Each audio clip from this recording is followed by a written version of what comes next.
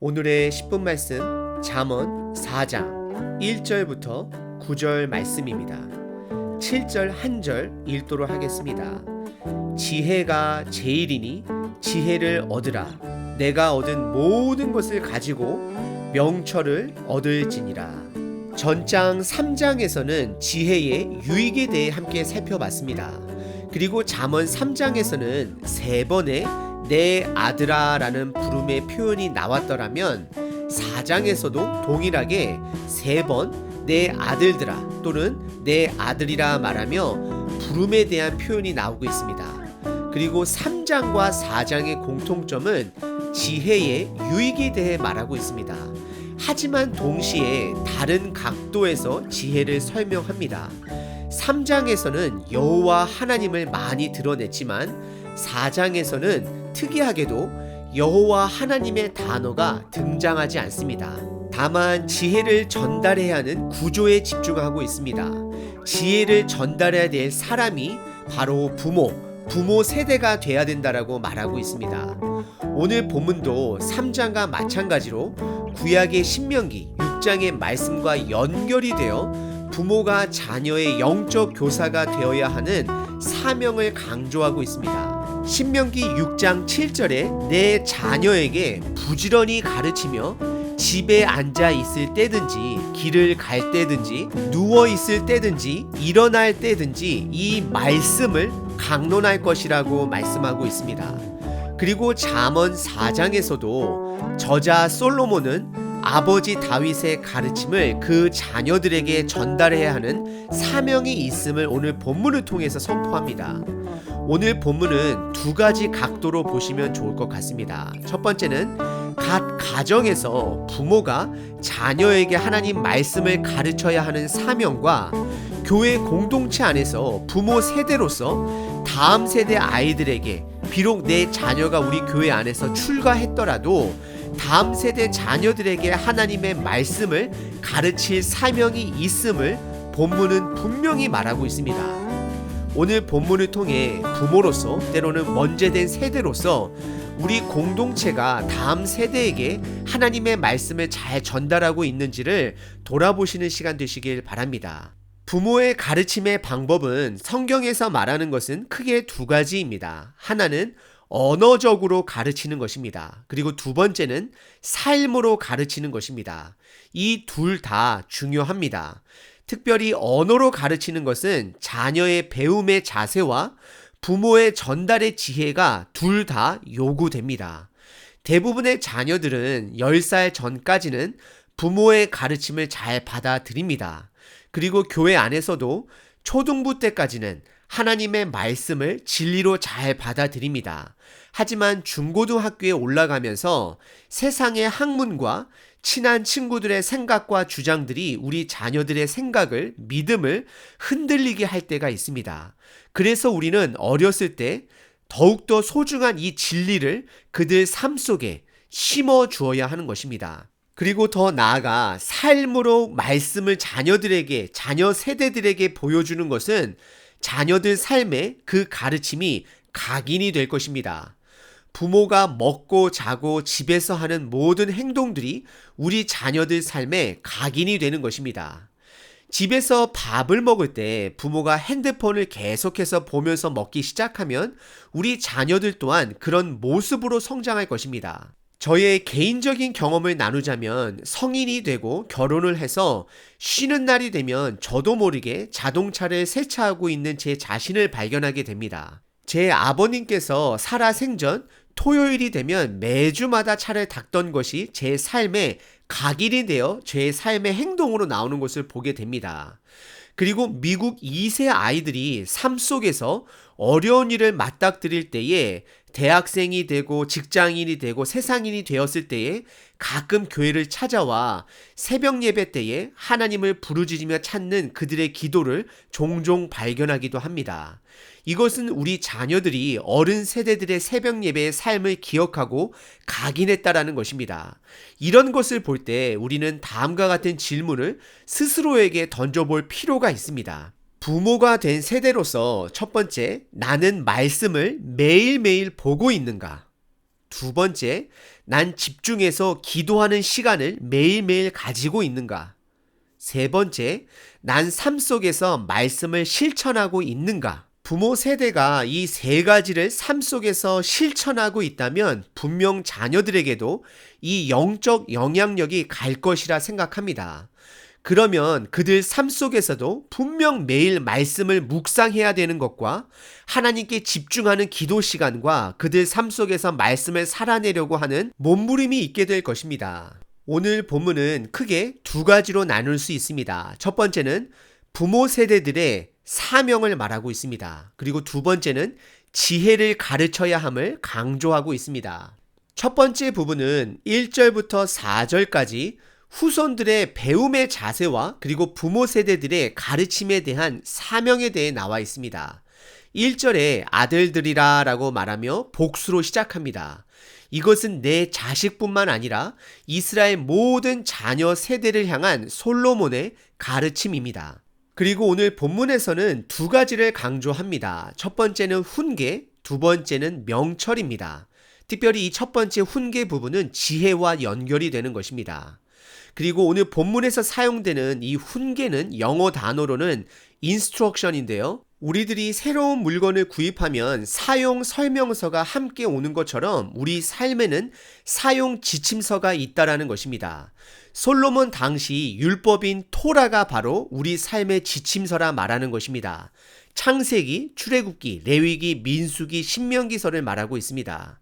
그리고 두 번째 명철은 그 훈계를 삶 속에서 실천함으로 깨달아질 때 그것을 명철이라고 말합니다. 결국 하나님의 말씀의 완성은 삶 속에서 순종할 때 그것이 깨달아지고 완성되어져 간다라고 말하는 것입니다. 이 두 가지 훈계와 명철을 자식들로 하여금 듣게 하고 그들이 그것을 얻기 위해 노력할 수 있게끔 부모 세대가 가르치고 보여주어야 한다라고 성경은 강조합니다. 잠언 당시는 지금 우리들처럼 성경책을 모든 사람들이 가지고 있는 시대가 아니었습니다. 그들에게는 책이 귀한 시대였기 때문에 말씀을 암송해야 했던 것이었습니다. 부모가 말씀을 암송하고 삶 속에서 경험한 말씀을 자녀들에게 가르쳐야 했던 것이었습니다. 그리고 2절에 훈계와 명철을 선한 도리로 표현하며 부모가 자녀에게 이것을 전하고 그 법을 떠나지 말라 강조합니다. 그리고 3절과 4절은 본인 솔로몬조차 본인 아버지 다윗으로부터 또는 부모님 세대로부터 이것을 배웠고 그 명령을 지키면 생명을 얻는다라고 성경은 말하고 있습니다. 오늘 본문의 첫 번째 부분을 통해서 우리는 두 가지를 생각해 보셔야 합니다. 자녀들에게 무언가를 가르치기 전에 그들이 먼저 들을 수 있는 자세를 가르쳐야 합니다. 그리고 자녀들이 어렸을 때부터 가르쳐야 합니다. 세상의 문화가 이들에게 영향을 주기 전서부터 이들에게 하나님의 말씀을 가르쳐 주어야 합니다. 하나님께서는 이스라엘 백성들에게 가나안 땅에 들어가기 이전에 가나안 땅에 정착하기 이전서부터 그 전 세대들을 광야에서 훈련시키시고 가르치셨던 것이었습니다. 자녀들은 부모가 말씀하시면 그것이 언제가 되었던 자녀들은 항상 들을 수 있는 자세가 되어야 합니다. 예를 들어 사무엘은 어려서부터 성전에서 엘리 대제사장을 섬기던 자였습니다. 밤중 또는 새벽에 그는 하나님의 부르심을 4번 듣게 됩니다. 그리고 그는 스승 엘리가 그를 부른 줄 알고 자고 있는 몸을 일으켜 엘리 제사장 앞으로 나아갔습니다. 이렇게 들을 수 있는 자세를 가진 사무엘은 하나님의 말씀을 들을 수 있는 자가 되는 것입니다. 만약에 사무엘이 밤중에 피곤하고 스승의 부름을 무시했다라면 그는 하나님의 부름을 듣지 못했을 것입니다. 자녀들에게는 어려서부터 부모님의 가르침을 언제 어디서든지 들을 수 있는 자세를 가르치고 훈련시켜야 하는 것입니다. 하지만 반면에 부모는 자녀들을 훈계할 때 또 말씀을 가르칠 때 아무 때나 내가 하고 싶을 때 하는 것이 아니라 시간과 장소를 지혜 있게 봐가며 가르쳐야 하는 것입니다. 귀한 가르침도 장소와 때가 안 맞으면 그 가르침은 아무런 효력을 발휘하지 못하게 됩니다. 예수님은 제자들에게 가르치실 때에 항상 상황과 때를 연결하셔서 그들에게 가르치셨습니다. 그래서 그들은 나중에 예수님의 죽음과 부활 이후 예수님의 모든 가르침을 성령님의 도우심을 받아 기억할 수 있는 제자가 된 것입니다. 우선 먼저 난 자녀에게 성경 말씀을 가르치고 있는지, 그리고 중고등부 학생들과는 부모로서 내가 먼저 깨달은 말씀을 나누고 있는지를 점검해 보셔야 합니다. 자녀를 그냥 일상적인 삶 속의 태도를 훈계하는 것을 넘어서서 삶의 중심이 되고 방향이 되고 기준이 되는 그 말씀을 내가 먼저 묵상하고 가르치는지를 돌아보셔야 합니다. 그리고 부모님은 자녀들과 함께 기도를 해야 합니다. 식사 전에 반복해서 하는 기도도 중요하지만 따로 자녀들과 함께 기도하는 시간을 가져야 하고, 부모가 자녀를 위해서 기도하는 시간도 중요하지만 반대로 자녀가 부모를 위해서 기도할 줄도 배워야 하는 것입니다. 그리고 아이들이 주일날 들은 설교 말씀에 관심을 갖고 주일 설교 내용을 물어보고 그 말씀을 가지고 대화를 이어나가야 합니다. 또 반대로 부모가 최근에 또는 주일 예배를 통해 깨달은 말씀 또한 자녀들에게 나눌 수 있어야 하는 것입니다. 그리고 더 나아가 자녀들에게 복음에 대해 기회만 된다라면 평생에 한 번 전하고 그들이 영접하는 것으로 끝나는 것이 아니라, 복음은 기회만 되면 계속해서 물어보고 그들이 이해하는 복음을 계속해서 표현할 수 있도록 도와주어야 하는 것입니다. 여러분들, 복음은 지혜랑 연관이 되어 있습니다. 지혜는 오늘 본문에서 관계적으로 설명을 하는데요, 성장하는 것입니다. 복음 또한 성장하는 것입니다. 오늘 본문의 첫 번째 부분은 자녀들이 부모님들의 말씀을 들을 수 있는 자세를 먼저 어려서부터 훈련을 받아야 된다라고 말씀드렸습니다.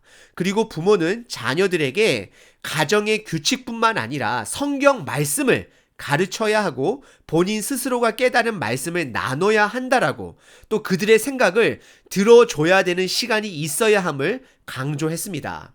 그리고 오늘 본문의 두 번째 부분은 5절서부터 9절까지 지혜를 가르쳐야 함을 강조하고 있습니다. 5절에 오늘 두 가지 중요한 지혜와 명철을 얻어야 함을 강조함과 동시에 6절과 8절은 지혜를 얻는 것이 관계다라고 설명을 하고 있는 것입니다. 예를 들어 남편과 아내의 관계를 떠올리게 합니다. 5가지로 지혜와의 관계에 대해 가르치고 있습니다. 6절에 첫 번째는 지혜를 버리지 말라 말합니다.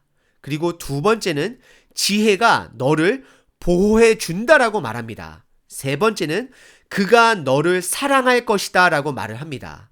그리고 이어서 8절에서는 네 번째로 우리가 지혜를 높이면 그가 우리를 높여줄 것이다 라고 말을 합니다. 그리고 마지막 5번째는 우리가 지혜를 품으면 지혜가 우리를 존귀하게 한다라고 말을 하고 있습니다. 결국 6절과 8절에서 지혜를 살아있는 것으로 말을 하며 우리가 지혜와 관계해야 됨을 말하고 있는 것입니다.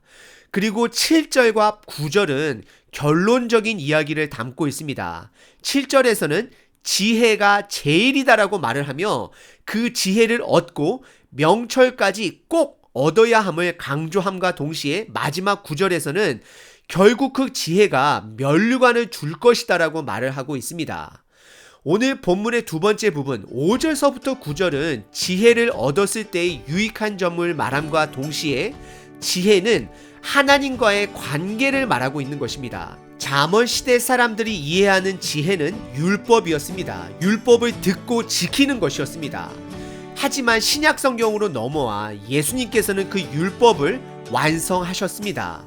오늘 잠언은 부모님들에게 그 율법을 가르치라 말하지만 예수님은 우리들에게 복음을 살아내고 제자를 만들라 명령하시고 계십니다. 우리들은 먼저 내 가족, 내 자녀를 제자 만들어야 되는 사명이 있음을 기억하시길 바랍니다. 구약의 지혜는 신약에 살아있는 복음의 그림자인 것입니다. 그리고 그 복음은 예수님입니다. 오늘 본문 5절서부터 9절에 나온 지혜를 예수님의 창문으로 바라본다면 우리가 예수님을 버리지 않으면 예수님께서 우리를 보호해 주실 것이고, 예수님을 사랑하면 예수님께서 우리를 지켜주실 것이고, 예수님이 제일이라고 말하는 것이고, 우리가 예수님을 높이면 하나님 아버지께서 우리를 높이실 것이고, 예수님을 마음에 품으면 우리를 존귀하게 하실 것이고, 결국 예수님과 동행하는 삶의 끝은 아버지가 인정해 주시는, 하나님 아버지가 주시는 면류관을 받게 될 것입니다. 오늘 본문은 예수님과 성령 시대로 비춰본다면 우리들에게는 율법을 가르치는 것을 넘어선 삶으로 하나님이 주신 그 복음을 살아내야 한다라고 말을 하고 있는 것입니다. 우리에게는 예수님의 은혜가 있습니다.